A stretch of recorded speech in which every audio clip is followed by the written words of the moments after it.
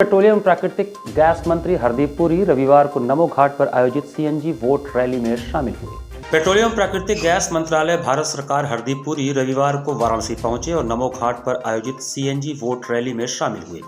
इस अवसर पर कार्यक्रम स्थल पर आयोजित प्रेस वार्ता में केंद्रीय पेट्रोलियम मंत्री हरदीप पुरी ने कहा कि वाराणसी में गंगा किनारे दूसरा सीएनजी टर्मिनल वाराणसी के रविदास घाट पर बनेगा। इसके लिए उत्तर प्रदेश सरकार से जमीन सहित अन्य औपचारिकताएं पूरी होते ही पेट्रोलियम मंत्रालय की ओर से कार्य शुरू कर दिया जाएगा। उन्होंने आगे कहा कि इंडिया एनर्जी वीक 2023 का आयोजन भारत के G20 की अध्यक्षता के दौरान बेंगलुरु में 6 से 8 फरवरी 2023 तक ग्रोथ कोलैबोरेशन ट्रांजिशन विषय के अंतर्गत किया जा रहा है। इसी के तहत लोगों को ऊर्जा और सीएनजी के प्रति जागरूक करने के उद्देश्य से वाराणसी में सीएनजी बोट रैली का आयोजन किया गया है। उन्होंने कहा कि हाल के वर्षों में वाराणसी ने प्रधानमंत्री नरेंद्र मोदी जी के दृष्टिकोण के तहत अपने स्वर्ण युग का पुनरुत्थान देखा है। काशी विश्वनाथ मंदिर कॉरिडोर और वाराणसी के विश्व प्रसिद्ध ऐतिहासिक घाटों के जीर्णोद्धार और विकास जैसे अभूतपूर्व प्रयासों ने हमारी विरासत और संस्कृति के संबंध और सम्मान के साथ आधुनिक जीवन और पर्यटन के विकास को जोड़ा है। उन्होंने कहा कि वाराणसी के परिवर्तन और ऊर्जा परिवर्तन तथा ऊर्जा सुरक्षा के लिए भारत की रणनीति के बीच एक समानांतर रेखा खींचने के लिए आभारी हूँ। प्रधानमंत्री की चाह थी कि वाराणसी के नाव डीजल की जगह सीएनजी से चलें। नाविक समुदाय ने उसका उपयोग कर अधिक रुपए की बचत की है। उन्होंने कहा कि वाराणसी में नाव अभी सीएनजी से चल रहे हैं, वो समय जल्द आएगा जब यहाँ की नाव ग्रीन हाइड्रोजन से चलती दिखेगी।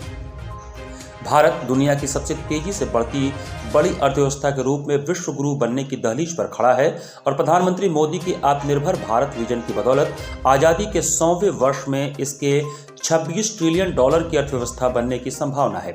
भारत ऊर्जा के क्षेत्र में आत्मनिर्भरता के लिए और 2070 तक शुद्ध कार्बन शून्य प्राप्त करने के लिए 4 आयामी रणनीति के माध्यम से कार्य कर रहा है।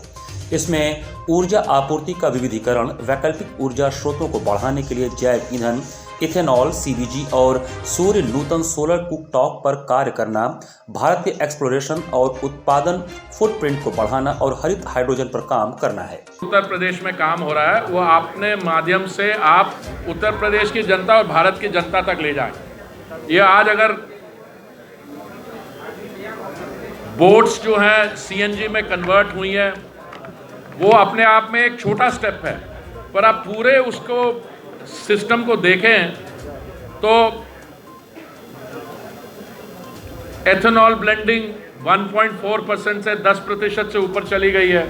2030 का टारगेट था हमारा एथेनॉल ब्लेंडिंग का 20% का, वो 2025 तक करने वाले हैं।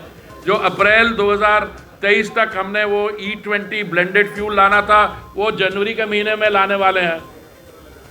और जो उत्तर प्रदेश की बायोफ्यूल पॉलिसी के बारे अरविंद जी ने आपको बताया, उसको आप देखें और उसमें जो काम ऑलरेडी हो रहा है और आने वाले उसका पोटेंशियल है।